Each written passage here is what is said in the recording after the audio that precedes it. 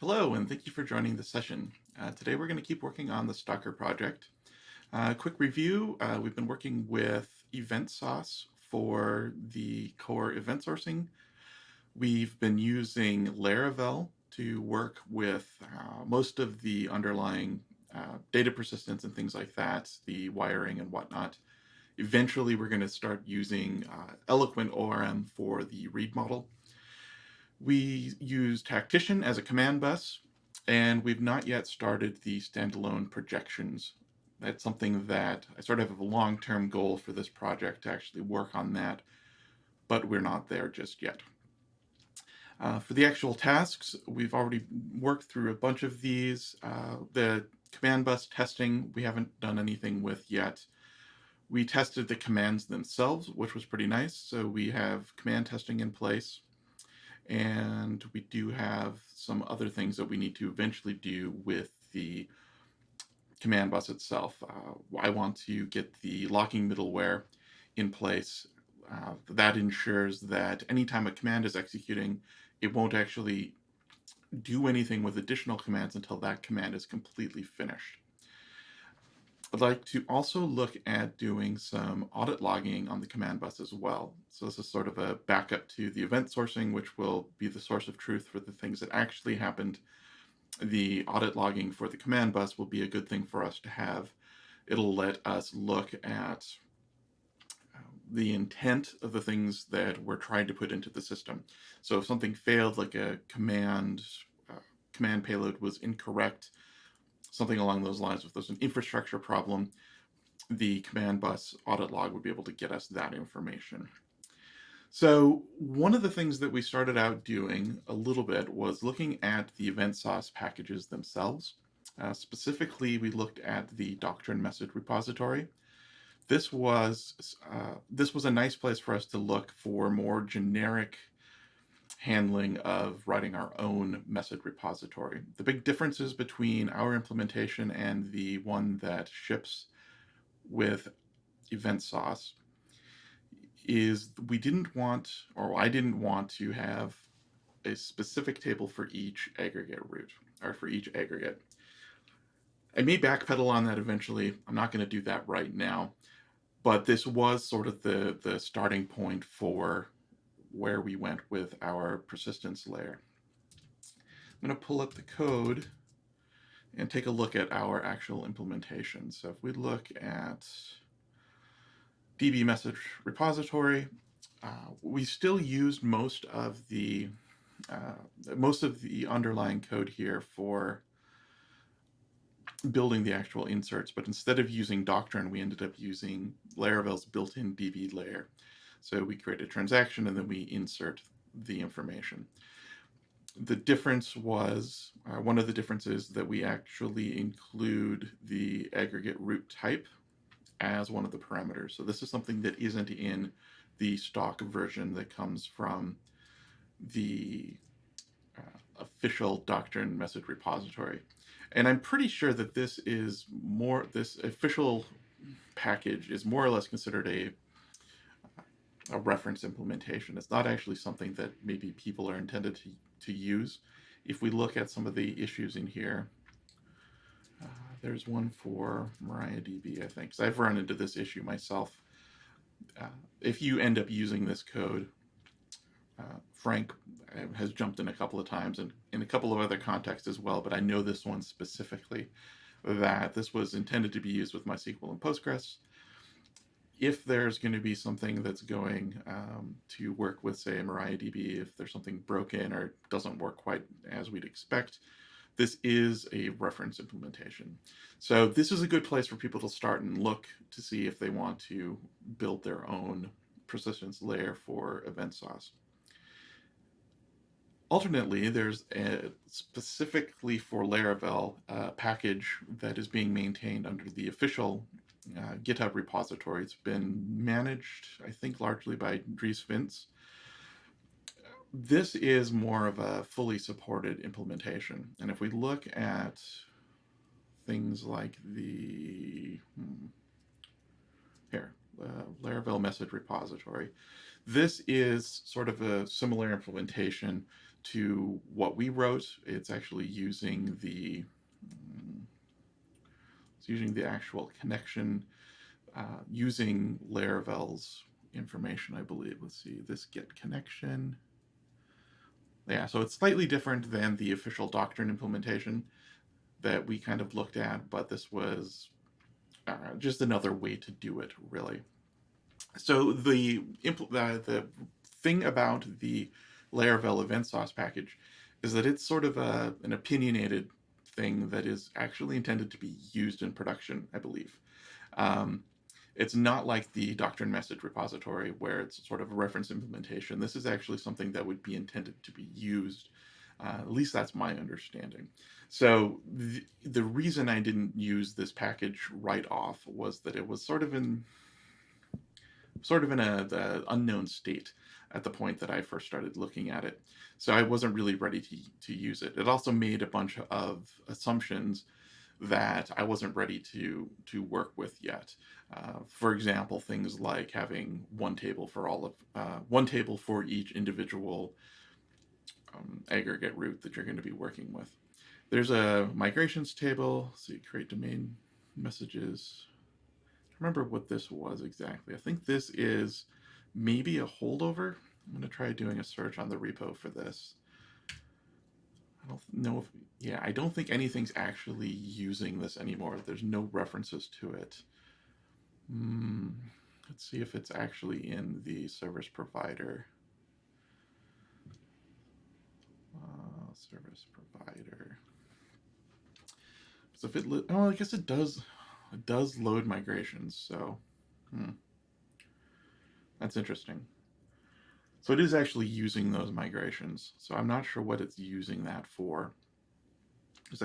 Because as I understand it, the actual message repository actually has a table, right? Or maybe it doesn't. Config. Wow, maybe I'm wrong on this.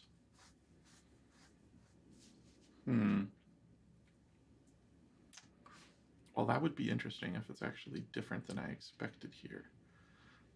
Let's type. I guess maybe it doesn't necessarily matter. So we're looking at this.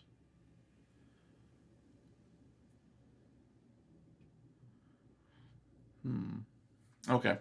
I guess we can look at that a little bit more. The thing that I was curious about, and this project is still in sort of a work in progress state, so it's possible that there's some conflicting notions here. If we look in source, if we look in the stubs, it actually has a create domain messages table stub, which creates a specific migration for each individual table that you're looking for. So when you create, make aggregate root command. So what this does is it looks for what you're actually bringing in, and then it uses the stubs to generate something for each specific aggregate root class. So here we have aggregate root class as a namespace. Create aggregate root class domain messages table. So it is actually doing, at least the code, the code looks to be doing what I expected. So this might be like a midway point between what was there before and what it's going for. But I did learn a bunch of interesting things when I was working on this, or looking through this initially, that I'd like to kind of see if we can get them brought back to the Stalker application itself. If we look at the aggregate root repository, this actually has, this is something that we didn't write ourselves. So I'm going to pull this up real quick and see what we have for our implementation for our catalog. So I'm using implements catalog, and it's using aggregate root repository. It has an aggregate root repository. This is something that we're just creating, I believe. I don't think we haven't actually created our own instance. We're just using what ships. So this is actually a brand new implementation, probably, yeah. So it's doing some things behind the scenes that are similar to what we're doing in the end. So let's open up our provider real quick.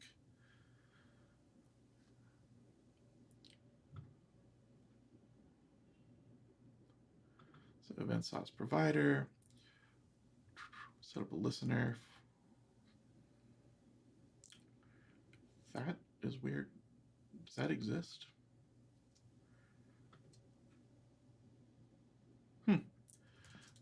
Had not really expected to see that. I think I copied that maybe from Event Service Provider. Weird. Anyway, I'm not going to get stuck on that. Now let's check out boot. So boot's not doing anything. So our oh, my bad. This is just the plain event service provider. It's not an EventSauce service provider. Something that I think we'll probably need to create sooner rather than later. So I need to go into the app service provider, and this is actually where things are more interesting and what I was expecting to see.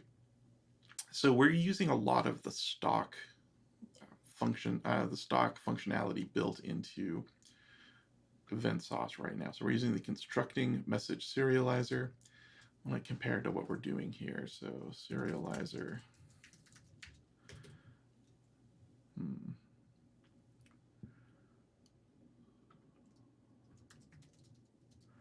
Message serializer. Okay, so we are actually having this passed in. So I think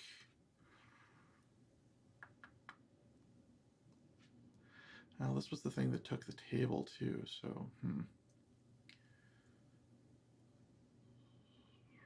all right, I'm not going to worry about that. EventSauce catalog. We're mapping the catalog interface to the EventSauce catalog, and then we have our when the EventSauce catalog needs an aggregate root repository, we want to give it something. So what we're giving it in this case is a brand new instance of constructing aggregate root repository. So this is something that ships from EventSauce. The things that we're doing behind the scenes here are we are specifying the class name for the aggregate root. It's the aggregate items themselves. So in this case, it's item classes. The message repository is where we are actually getting the DB message repository. The message decorator chain, this was something that we had to do in order to get the aggregate root type. So I want to find out where, because I think I saw that in here. No.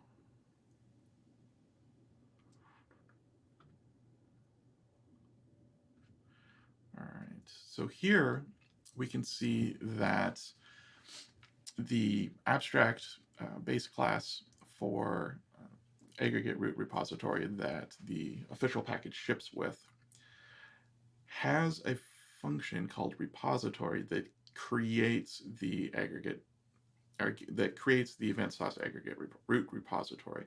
And it's doing sort of the same thing. It's just doing it somewhere else other than inside the service provider.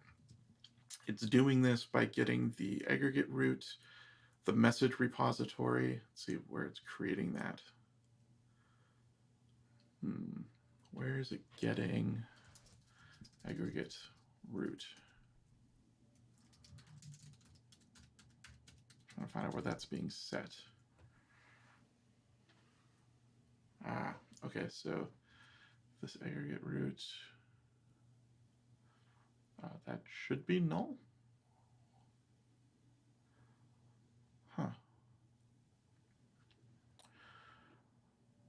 So you have to set an aggregate root before the repository can be initialized.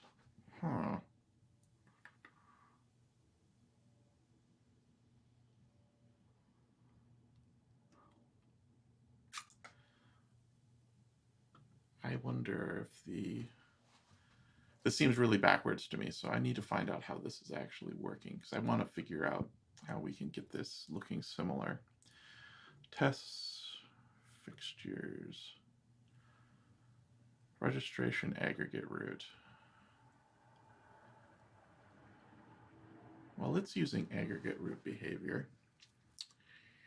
So some of this code might be not in a usable place. Root repository, protected aggregate root. All right, so here's where it's setting it. So the actual implementation has to extend it, and it sets it. It just sets it statically. I mean, it's not static, but it is sort of doing that. It's a little weird for my liking. But the things that I do like about it is that it has this consumer notion.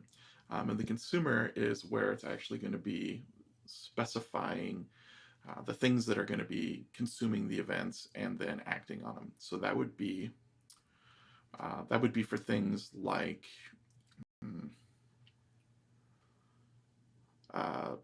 the projections that we're going to be working on, the process managers, and things along those lines. So this was actually the thing that I liked a lot about the implementation. If we go back here, we can see that it uses these consumers to pass them to the Laravel message event dispatcher. So this is sort of how it does the handoff then to the consumers. Let's see what that looks like. So the Laravel message dispatcher, what this does is it handles, it creates a new instance of something called handled consumer, which is really just a placeholder to, it's a thing that can be dispatched by Laravel's dispatcher that contains the messages. That's pretty much all it is. If we look at handled consumer, we can see here that it takes the consumer and the messages and then it handles them. So the handle information is used, it actually has to be passed the container so that it can get the consumer. So in this case, the consumer is going to be something that the container can resolve using container make.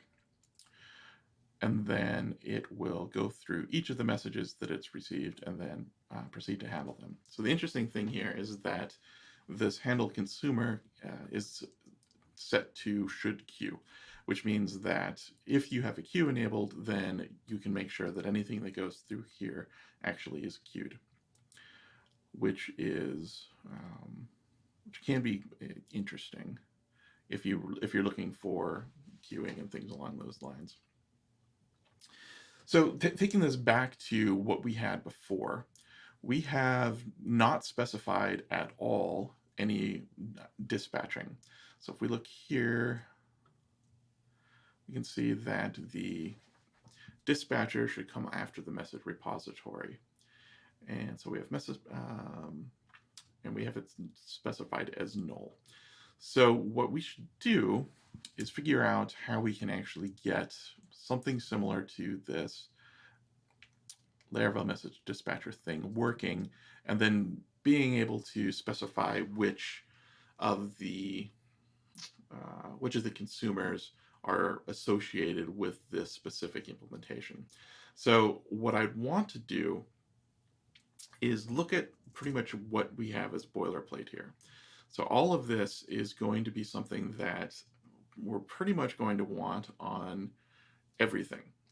Any of the other aggregate routes that we're going to be defining in our system, we're going to set them up pretty much the same exact way. So this is something that would be, for me anyway, a candidate for making into a proper factory, something that can be reused. So I think that's what we're going to spend some of the time today doing, is trying to see if we can get this into a form that we can use to easily build these aggregate root instances that we can then pass to any of the EventSauce implementations of our own aggregate root repositories.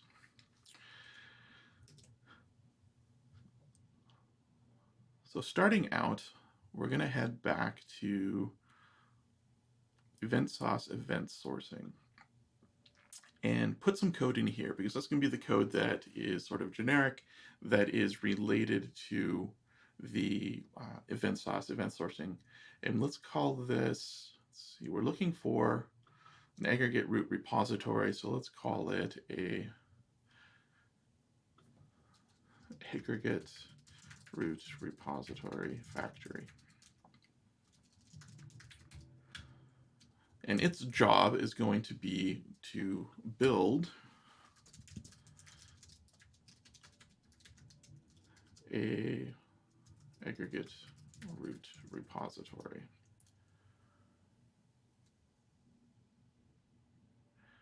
I just want to make sure I'm getting the right one. So I think we don't want EventSauce, event sourcing. We want, no, we do. So there we go, and let's do, I like to get back into the habit of trying to do more things as final. Let's see here.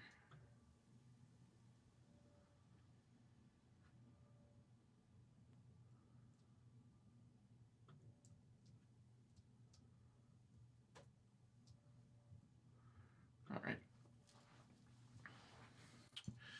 So the things that we need access to,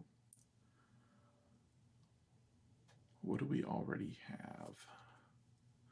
So we want to get this message decorator chain. I think if we just copy this code as is for now, that would be a good start.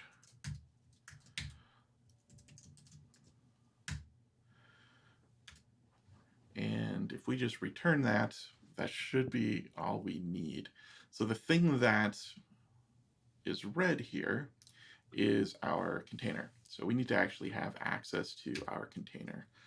Let's do constructor. We'll do eliminate container. Well, we'll do contract anyway. All right.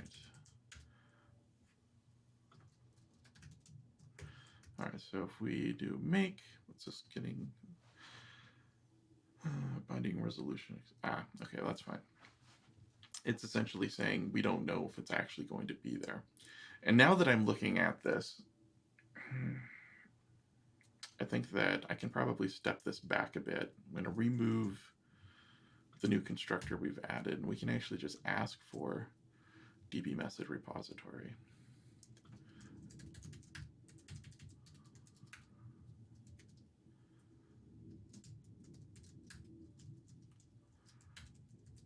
And we can skip the container altogether. This is one of the reasons that I like being able to do the simpler implementation of any of these bindings, so that you don't have to create a factory, because if you have to create a factory, then you have to ask the container for things.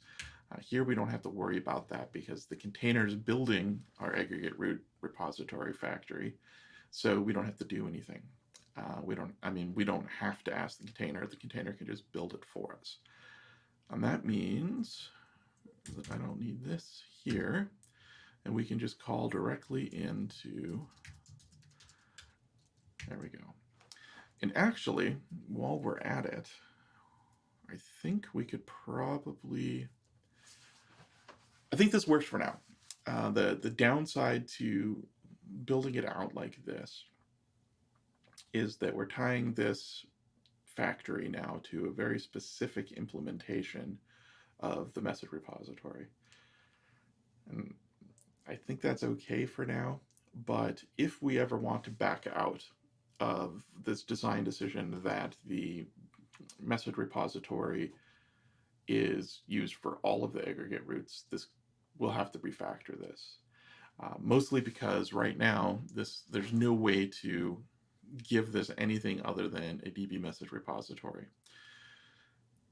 So I think I'll leave it like it is, and we'll just have to know that later if we come here and want to change things around. Everything else should work as is. So if we go back to our service provider, we should be able to say when EventSauce catalog wants the aggregate root repository, we should be able to give let's see, it's aggregate root repository factory. There we go. And I think that's it. Let's go ahead and check our command here.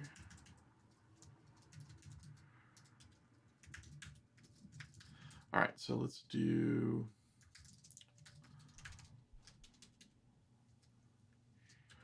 I don't remember what they were called. I think it's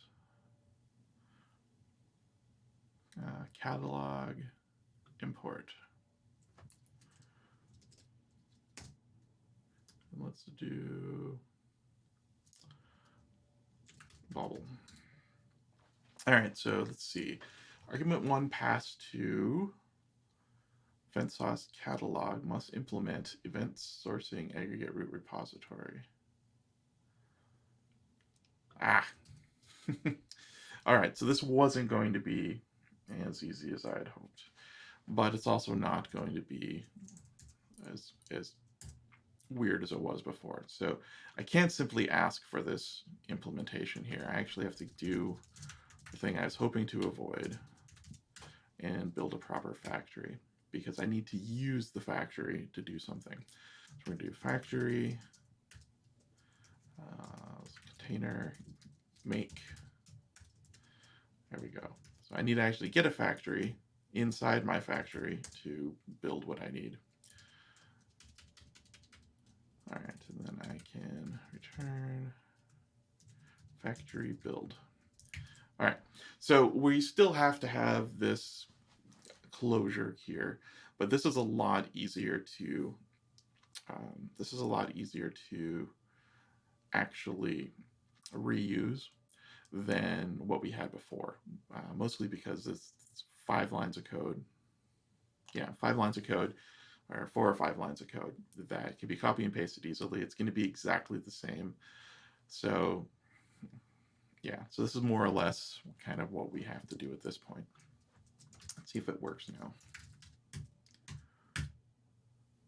All right, so that appears to have worked.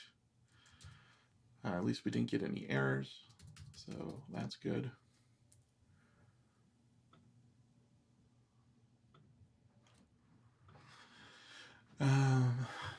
We can actually try to check inside.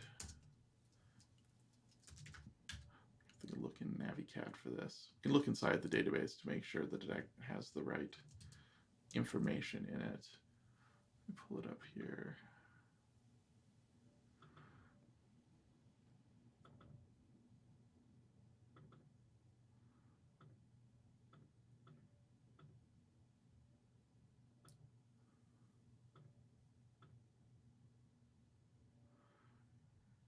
Okay. I'm going to pull this over to where everyone else can see it as well.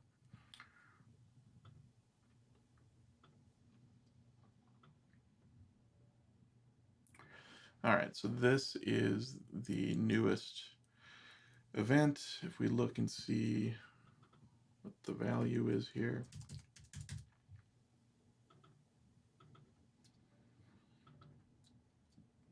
Yeah, so we have name bobble. So it looks like it's actually working. So our little change here didn't have any negative impact on anything, but it's now given us the ability to potentially do some more interesting things. The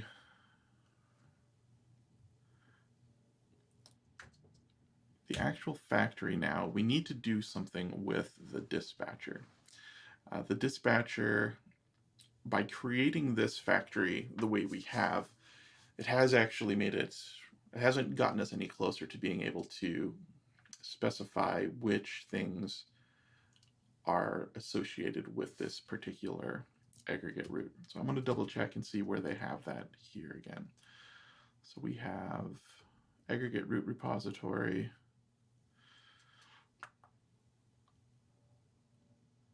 And this creates the repository. So I think this would be the equivalent of looking at our EventSauce catalog. And we are just passing everything off to the aggregate root repository directly. Is that what they're doing here? Ah, It is. Oh, interesting. So it actually looks like it's creating the repository in real time here. So when you retrieve or persist or something along those lines, it's doing it at that point in time. It's almost like it's a decorator, because the constructing aggregate root repository is an implementation of aggregate root repository.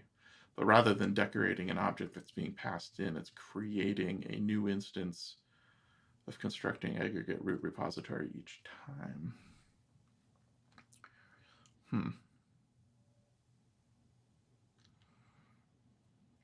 So I think the way that we could potentially leverage this would be to still do this, but rather than taking aggregate root repository as a constructor arg for EventSauce catalog, we could actually take the factory instead.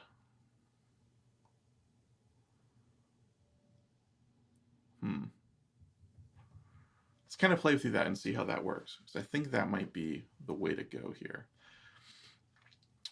So let's change this constructor.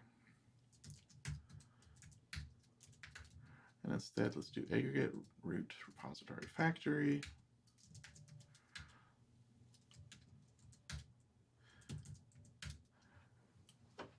So save item and get item are no longer doing what we sort of expect.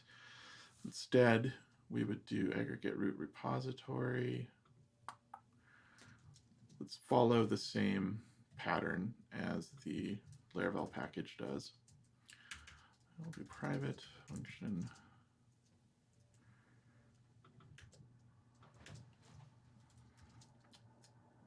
sauce repository. Oh. Yeah, so let's do aggregate root repository.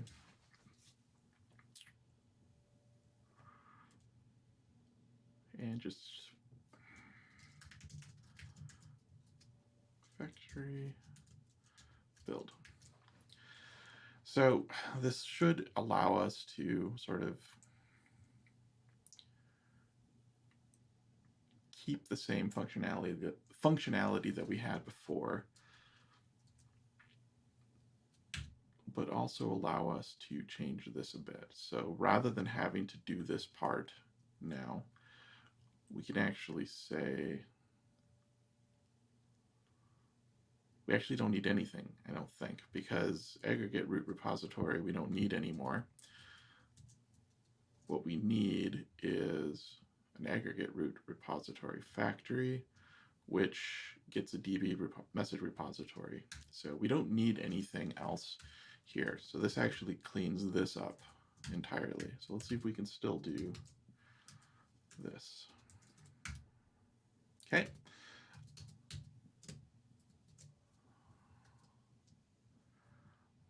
Let's see if we have this now. Yep, Bobble 2. So this code still works. We've cleaned this file up considerably and also gained some flexibility, which is going to be awesome. And we can see that here in just a second. So we have EventSauce catalog. If we want to follow the same sort of thing that we were doing here, we can do consumers. So let's create this.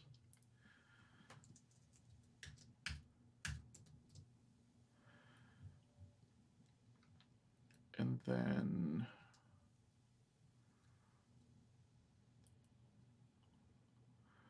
I think what we're going to have to do is find a way to pass those into the factory. So let's do this consumers.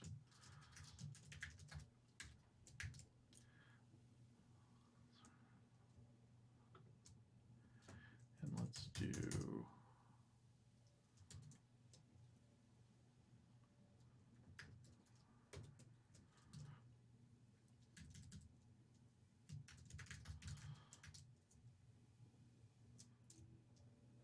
I think I can do consumer interface.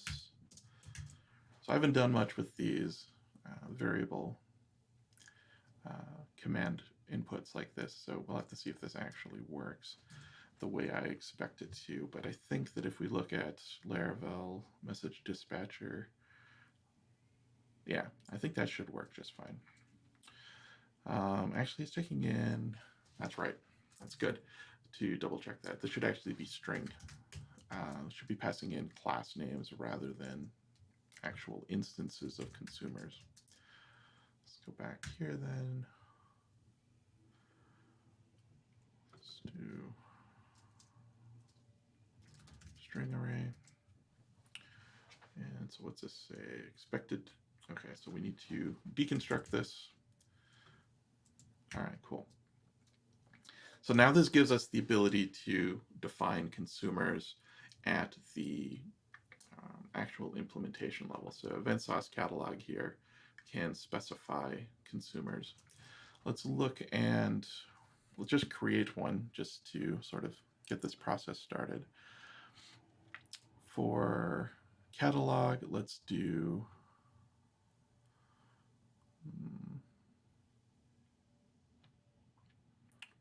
let's just create something, I guess. So let's do a policy, and let's do echo when imported. This is going to be a throwaway policy that is just going to do something pretty nonsensical that we just needed to, we need something to sort of make sure that this stuff is working.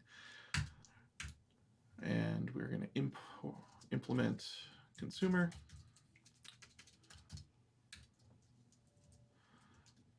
We're going to implement handle, and we'll do, it's not really going to be echo, but we're going to do dump instead.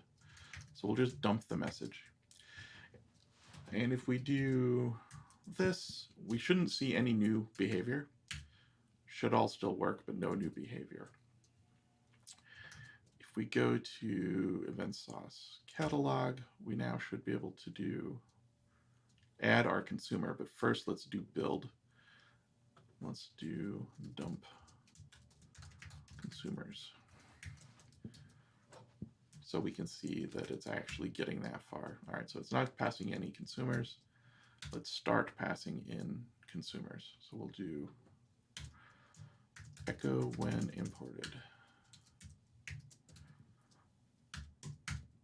Okay, so now we know that when the aggregate root is, or aggregate root repository is built, we have access to the consumers that are specific to the EventSauce catalog, or to the catalog itself.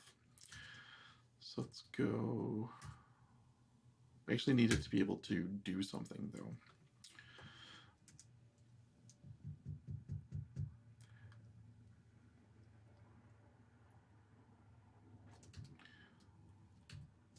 I think I'm just going to straight up copy this. Because I don't see real benefit in showing everybody copy and paste. So, or, well, not copy and paste, but typing instead of pasting. So I'm going to go back to our implementation for EventSauce and create, let's see, which one was it? Laravel Event Dispatcher.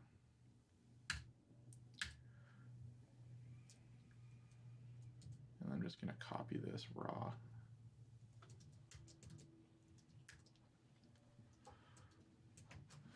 And the thing that we're missing is this handle consumer. So we are going to do this as well. So we're going to new class, handle consumer.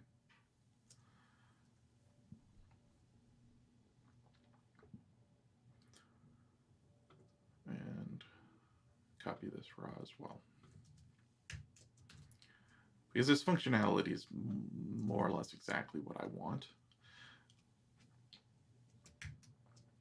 All right, so handle consumer exists, Laravel message dispatcher exists, and at the simplest, we can do new Laravel message dispatcher and then we will pass in consumers.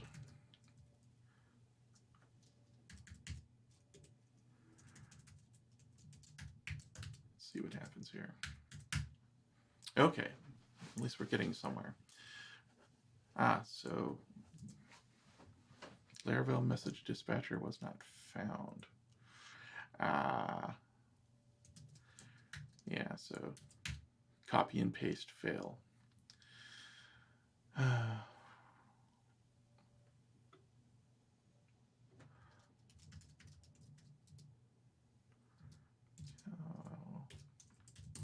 All right, that was my bad for being overzealous here. So let's do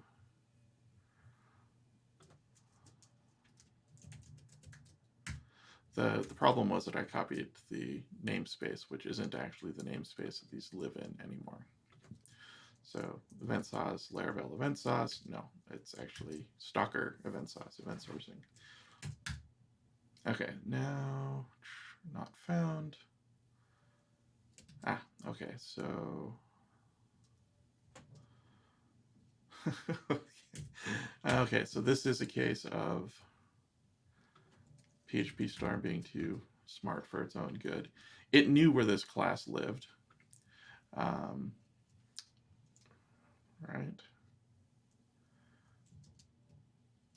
It knew.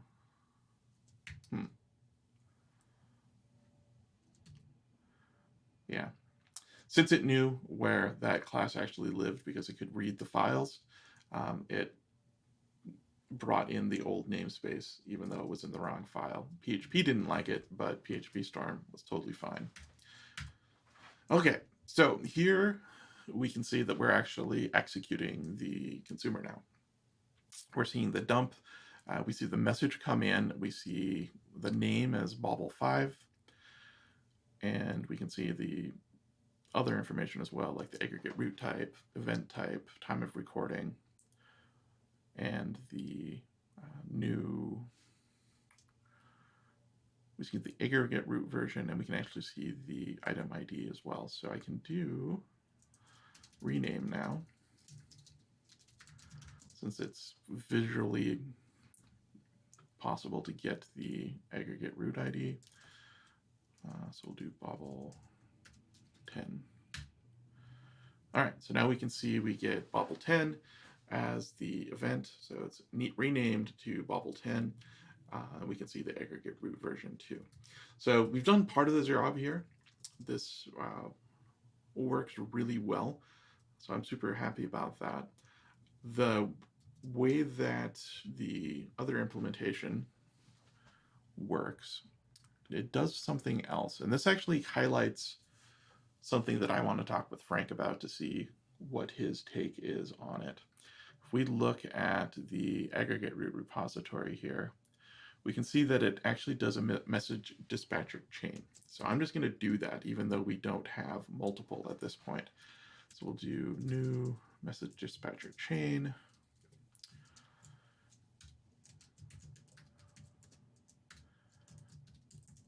And we should still see this works.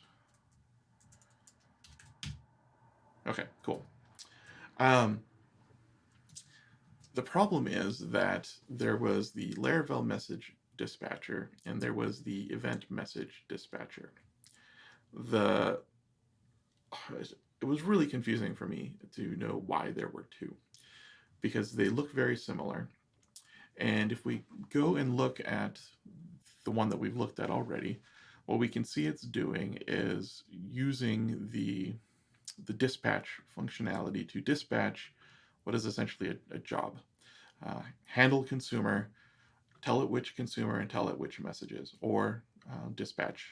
Well, that's dispatch and then dispatch now if it needs to actually just do it inline synchronously as opposed to async. It's doing the same exact thing. It's using Laravel's default bus to handle this. When I looked at the event message dispatcher, it's very simple. And what it's doing is, instead of using dispatch, it's using event.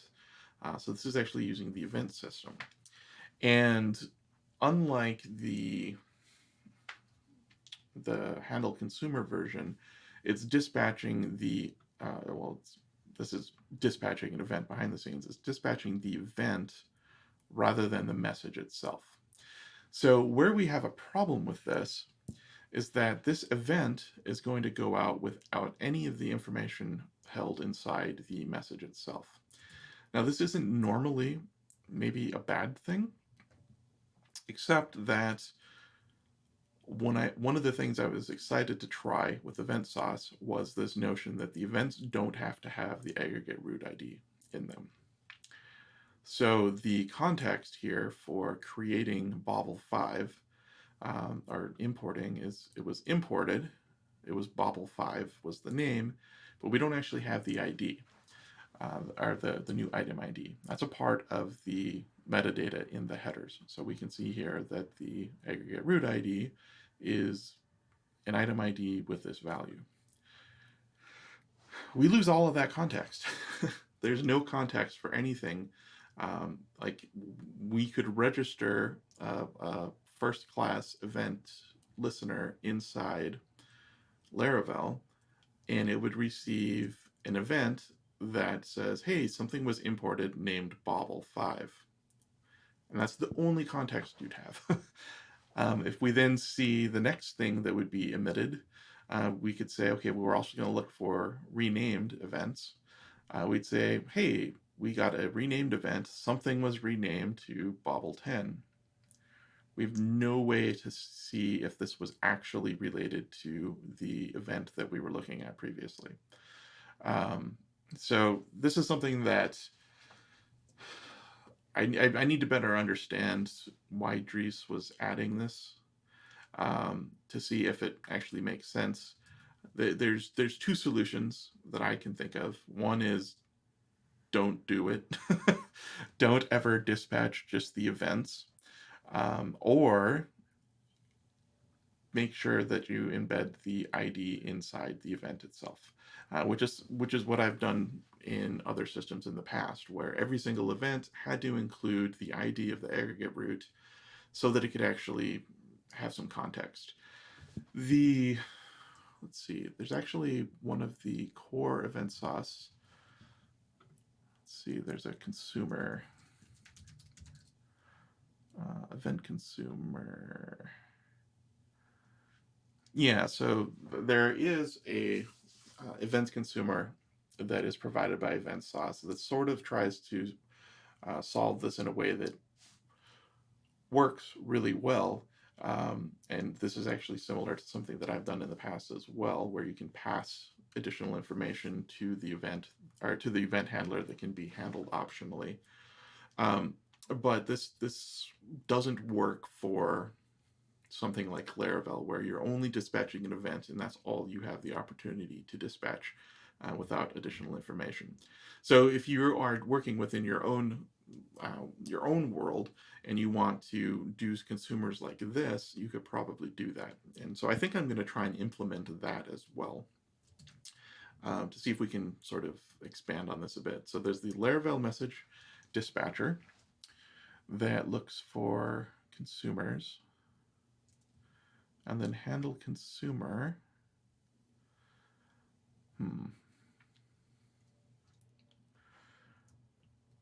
Just want to see if I can do something slightly different here. So let's do Laravel message dispatcher, and let's do Laravel event dispatcher. I'm going to copy it because it's going to be very similar.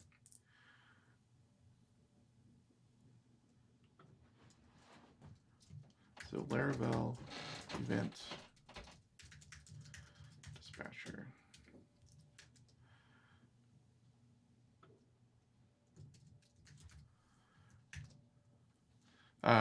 Michael just mentioned on chat that this is how it's done in Broadway, which is another PHP event sourcing package, and yeah, I'm pretty sure that's where I've seen it there as well. So let's do Broadway.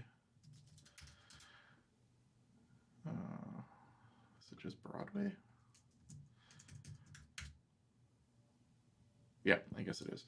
So yeah, Broadway does this. I think it breaks things out similarly. So event handling,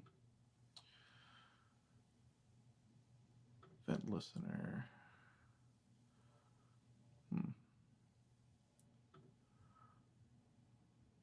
Well, I guess it doesn't matter if I can find it exactly, but I think this is another case of that as well. Cool. So yeah, thanks for mentioning that, Michael. All right, so Laravel Event Dispatcher, it's going to do exactly the same thing, except I wanted to do something here. So let's do event consumer. And we'll do copy the handle consumer and do handle event consumer.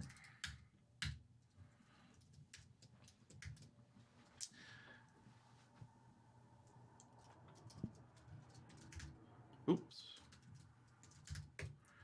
All right, so this means that I can't actually use the consumer interface either. I'm almost positive because the consumer interface is actually the thing.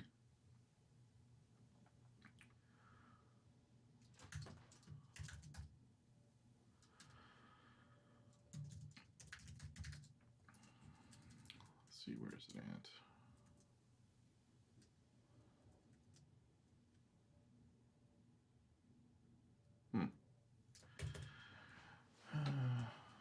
Event consumer.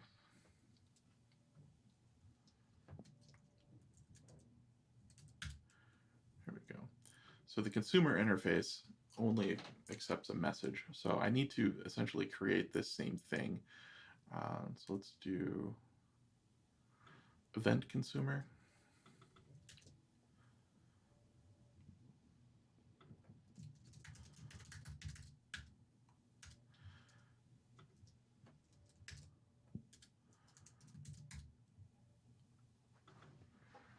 And let's do interface.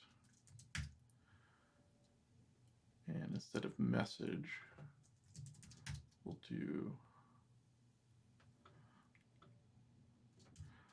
let's do event root.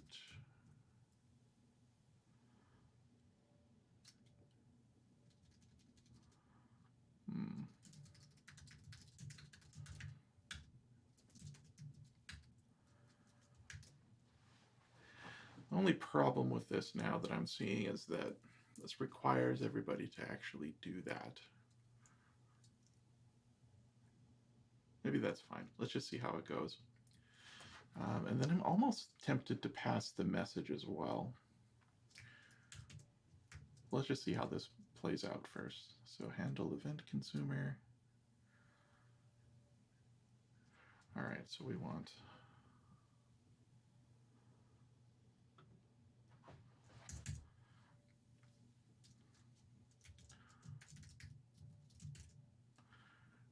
aggregate root ID.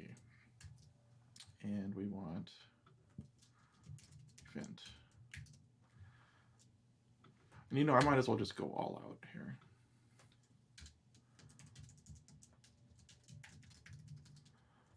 And pass the message as well. So let's go and look at event consumer. And let's take a message. So you don't have, the idea here is that you're not going to have to do something with all of these, but you can if you want to. All right, so what's this saying here? Why does it think that? Ah.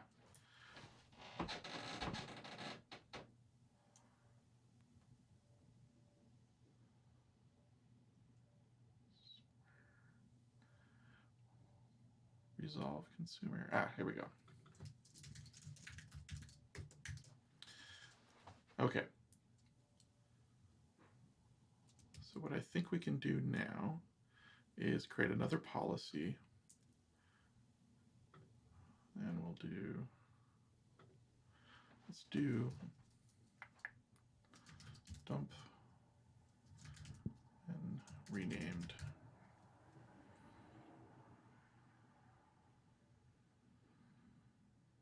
Ooh. All right, before I do that, I'm going to change this. I'm going to do rename this to dump everything, or dump every message. And let's do, because this actually wasn't working as advertised before, because it was actually dumping everything. It wasn't just dumping import. So let's do this one to be specifically dump on import. There we go. And now I'm going to implement event consumer. Oop.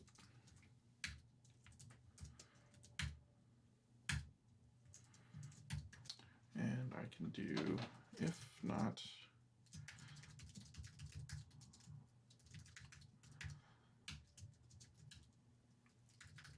so I'm going to return early if it's not actually an imported event. Otherwise, I can say dump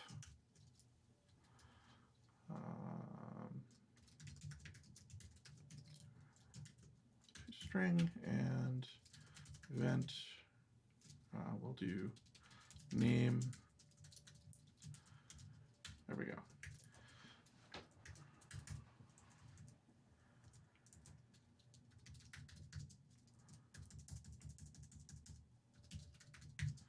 All right, so dump when imported, and let's do dump when renamed while we're at it, because I think that'll be good too.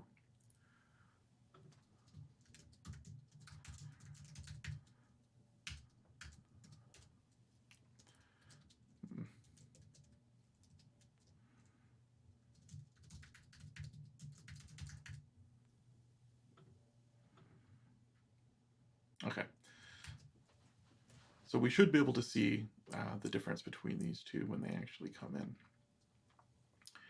We need to go back to our Laravel message dispatcher. So this is messages. Where was it? It's actually our adapter here. So we have consumers. I think we need to rename that potentially. Let's do protected event consumers, and do dump when imported and dump when renamed. This is going to be arrays of strings. And when we create the aggregate root repository, we're going to pass in two things now. So this consumers and this event consumers. This is already starting to feel a little weird to me, so this might need a change eventually. Let's do array consumers, and array event consumers. And we have the Laravel message dispatcher, and let's do new Laravel event dispatcher, event consumers. Let's see if this works out of the box. Be pretty excited if it does.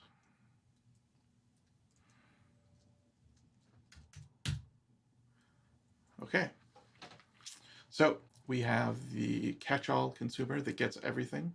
So here we see the initial dump that is all of the stuff. And actually, let me make this a little more obvious. Let's go to dump every message. Oh, so I should say message. Is it doing that? Yep. So here we're saying message along with the actual message and everything in it. And then we also see the actual event consumer that picked up specifically the rename event. If we do a new import, let's do bubble 100. So we see imported item ID and imported name. And let's do rename again.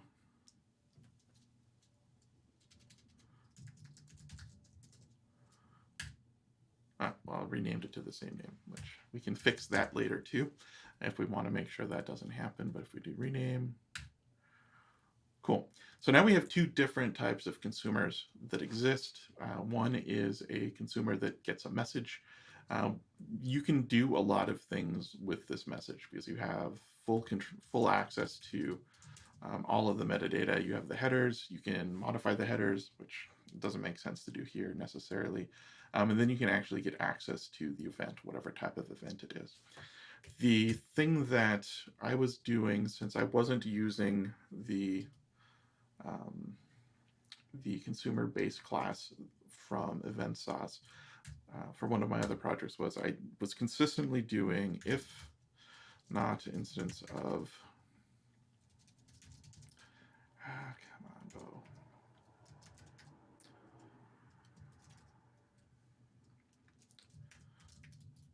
Event of, say, import.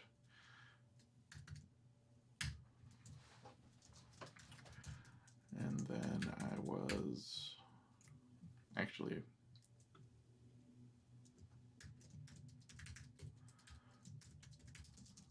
there we go.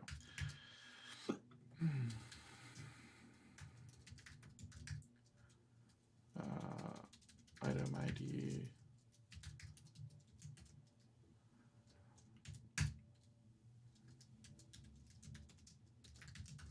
So I had to do a lot of work to actually get to the point that I could actually do anything in every single command, because I wanted to be able to type hint item ID. So that's got toString. For anything that required an item ID, like say item, if we do the item class, import item ID foo, right? This works. And if I remove this, it complains. So this again, PHP works. PHP will actually run this code, but PHP won't actually. PHP Storm doesn't actually know how to resolve this. So this goes back to it goes back partially to the idea of being able to return static for some of these things, but also could be fixed by PHP 7.4, which I might try to install sometime in the next near future. The way that would work is that item import, if I look at item ID, item ID with PHP 4, what I can do here is override this to be self. PHP 4 allows it, and it gives me a nice little warning. But if I go back to dump every message, ooh, it still doesn't. Interesting. Yeah. Okay. So this still, I would still need to type hint this. So this is, I need to remember this to sort of bolster my cause for having static as a return type. This also could potentially require the underlying EventSauce package to return self as well.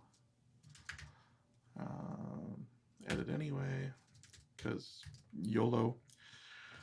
Let's see if that fixes it. No, interesting. Maybe it's the message contract. Yeah, okay. So this is good. I'll have to sort of deconstruct this and find out the best way to sort of reproduce this as a problem. Message, I'm gonna undo the change that I made. So let's item ID. Oh.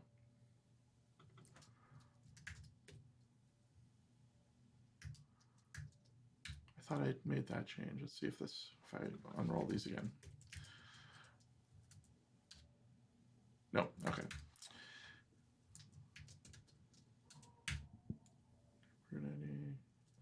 There we go. Now everything should be back to normal. Okay, so hopefully that it makes sense why I wanted to be able to find another solution to sort of fixing some of these issues that I've run into, trying to work with this without using all of the base classes and provided tools from EventSauce. There are ways to still make your life easier, but it is a little bit more work to do it that way. And so just to be clear, the solution here was the difference between the standard Laravel message dispatcher that ships with the Laravel package versus the Laravel event dispatcher, which it looks almost identical. It's just that the handle event consumer itself has to be slightly different in that it, instead of just passing in the message, it deconstructs things for you. So rather than relying on having your consumer sort of opt into this functionality, this allows you to handle that in one place outside, and then introduce your own interface that gets the data in the format that you actually want it. So thank you all for joining. Thanks, Michael, for joining on chat. We'll see you all in 2 days, and we'll see what we can work on then. In the meantime, let me see if I can get these changes added so that if anyone wants to work with these changes between now and then, you can go ahead and do that. So